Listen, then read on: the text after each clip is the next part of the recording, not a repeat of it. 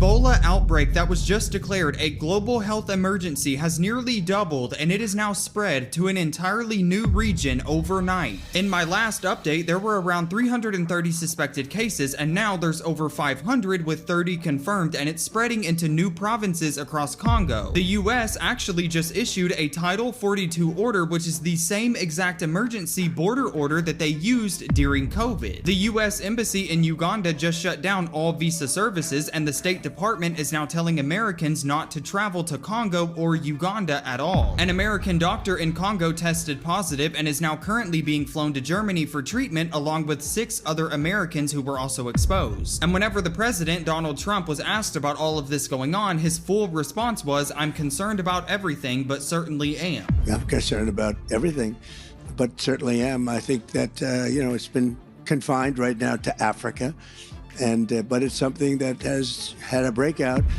Okay. It was also just reported that a vaccine for this strain could take months before human trials even start, and the World Health Organization director said that he is deeply concerned about the scale and speed of this. And the existing Ebola vaccines obviously do not work on this strain at all. This story is moving fast, and I'm covering every single update, so make sure you go ahead and follow me now if you don't want to miss anything. We have some news right now. The World Health Organization is now saying that the Ebola outbreak in Uganda and the Congo and East Africa could last months. This is not something that's going to end today, tomorrow, or in the next several days. And the reason why is because it's already rapidly spread. The number of cases that have been reported are over 500, but the real number is much higher, according to an expert I spoke with today. And alarm bells continue to go off among the World Health Organization community. Why? Well, because we're behind the 8 ball. The outbreak was caught too late, and now it's likely spread much faster and much further throughout the communities in the Congo and in Uganda than prior. Now, there's no threat to the United States of America right now, and I want to make that very clear. But public health experts continue to be alarmed that the United States is not part of the World Health Organization, that right now the US CDC is really lots of empty positions. And so responsiveness from the United States is much harder and it takes longer. So it's a bad situation all around. I'll have more updates for you soon. Spread the word, follow for more. I am worried about this Ebola outbreak, and here's why. One does not simply walk into these areas and stop transmission. This article is from a 2019 Ebola outbreak in the DRC. It's the same area where this current one is happening, and it shows why. This map shows red dots where major violent events have occurred over about a 1-year period. Up at the top is where the current outbreak appears to have started. Some of the areas where transmission is occurring are controlled by militia, who are not welcoming of public health workers, so you simply just cannot get access to these areas. Additionally, many people in this region are wary of outsiders, including public health workers. In order to effectively contact trace, you have to have trust with individuals for them to tell you everyone they've been in contact with and how to reach them. And that trust is not built overnight. Lastly, Ebola treatment centers are critical, but they have to be supplied. They have to be safe from militia attacks. They actually have to have people that want to go to them. During that prior outbreak, many people didn't seek care well into their illness, and by then they had already spread it to many others. So how do you overcome this? By having established, supported relationships with people on the ground in the area who have access to care and the infrastructure to catch these outbreaks early. And because USAID has been gutted and the WHO funding has been cut, that infrastructure has been severely weakened, and it will not be established overnight. This outbreak is growing rapidly, and last I checked, there are well over 500 cases and 130 deaths, and containing it is going to be extremely difficult. So follow along if you want to stay updated, as I'll be watching this one very closely. The CDC just confirmed that a small number of Americans are directly affected by a growing Ebola outbreak in Africa. Right now, the outbreak is spreading through the Democratic Republic of Congo and Uganda, and the World Health Organization has officially declared it a global public health emergency. The CDC says there are currently 10 confirmed Ebola cases, 336 suspected cases, and at least 88 suspected deaths in Congo alone. Uganda has also confirmed cases tied to travelers coming from Congo. Officials say this strain of Ebola currently has no approved vaccine or treatment, and the U.S. government is now coordinating efforts to safely remove Americans from the region. The CDC says the overall risk inside the United States remains low because Ebola spreads through direct contact with bodily fluids, not through the air. But health officials are continuing to monitor the outbreak closely as the numbers keep growing. What is good, my people? I have a major Ebola outbreak update coming at you. So as of now, we are officially in an emergency declaration by the WHO based on the current Ebola outbreak we are experiencing in Africa. This Ebola outbreak has now led to the isolation quarantine of 3 separate countries in Africa. Started in the Congo, spread to Uganda, and now is believed to also be in South Sudan. Okay, we jumped in a matter of 48 hours from about 35 confirmed deaths to over 130 confirmed deaths, with over 300 positive cases, and there is almost zero ability left to contract trace these individuals because they have now crossed borders and are entering into very densely populated areas. Additionally, the infrastructure for medical and infectious diseases from the Republic of the Congo, from Uganda, and from South Sudan are about to collapse. Almost every time historically there has been a major Ebola outbreak in Africa, America has been at the helm through the WHO. America is no longer involved in containing this outbreak. Okay, today, Donald Trump was asked about this during a press conference, and he said he is scared. Okay, he is worried about it. He thinks we're safe and we're doing the right thing, but it's scary. Okay, I agree. Now, what I don't necessarily agree with is that we're doing the right thing. If we were doing the right thing as America, we would be squashing this outbreak wholeheartedly. All we have done is cut off travel from those 3 countries into America. Okay? An individual who crossed a border into a different African country, even one in the area, could still fly into the US. Okay? It is only from those 3 countries individuals will be stopped.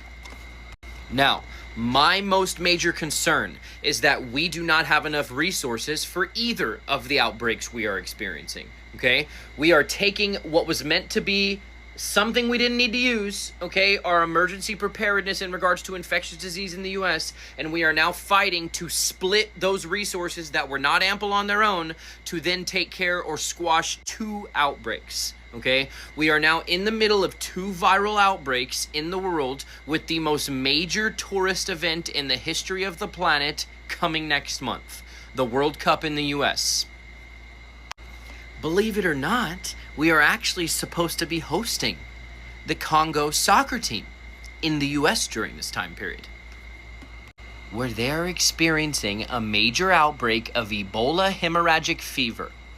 For those of you who don't know what an Ebola case looks like, okay, it's terrifying, okay? Now, the particular strain that is being passed around in Africa has a little bit lower mortality rate than the one that we are used to seeing. However, it is also appearing to potentially be more easily transmittable.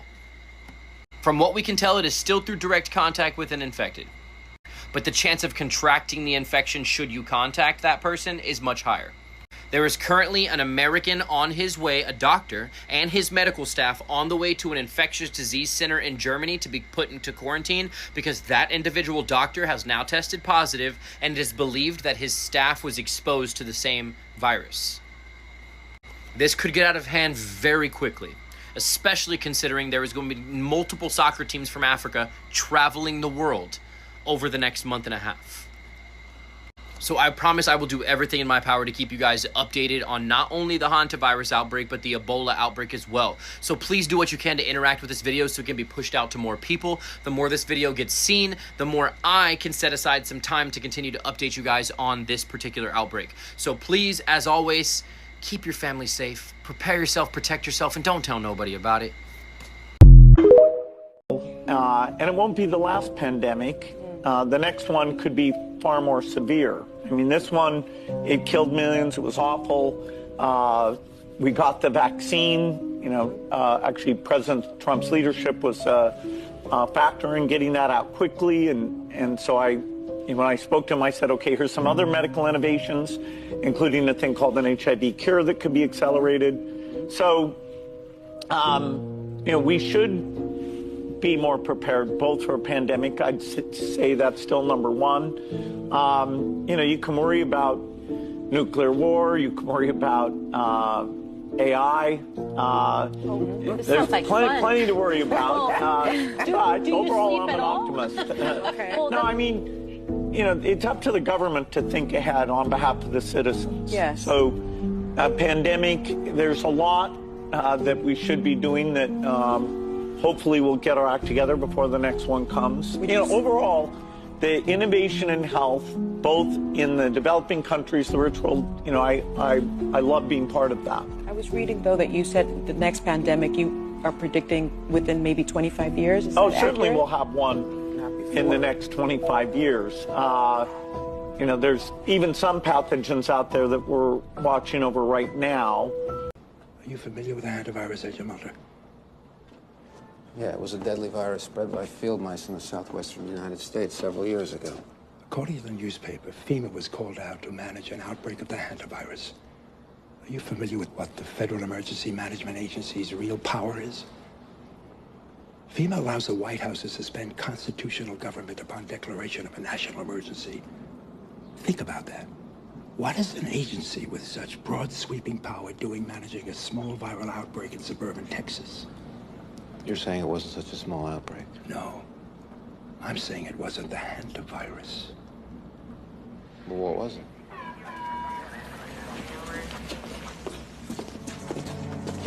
What was it? When we were young men in the military, your father and I were recruited for a project. They told us it was biological warfare or a virus. What killed those men? What killed them, I won't even write about. We have no context for what killed those men, or any appreciation of the scale at which it'll be unleashed in the future. A plague? The plague to end all plagues, Agent Mulder. A silent weapon for a quiet war. The systematic release of an indiscriminate organism for which the men who will bring it on still have no cure. They've been working on this for 50 years. While the rest of the world have been fighting gooks and commies, these men have been secretly negotiating a planned Armageddon. Negotiating with whom? I think you know. Damn, this kind of sucks. I mean, we went through COVID already for 3 years. And then they were talking about the swine for a little bit. And then the measles, which is still kind of going on, which I don't know what's going on with that. I haven't really heard about it. Then the hantavirus, and now the Ebola. Like, what is going on? Honestly, like, what is going on? Because I'm tired. As a millennial, I'm tired of all this, and I don't really know if we're gonna have to go through another lockdown, if there's gonna be another huge pandemic. I don't really know what to say about it, except that, like, it always seems like there's something going on. There's always a new virus that's happening. There's always a new virus that's just getting out. I mean, I'm tired. I can't do another lockdown. I have kids. Going through that for 3 years was hard enough. And I just, no, I don't think I want to do it again. So let me know, what are your thoughts? Comment down below, and I will see you next time.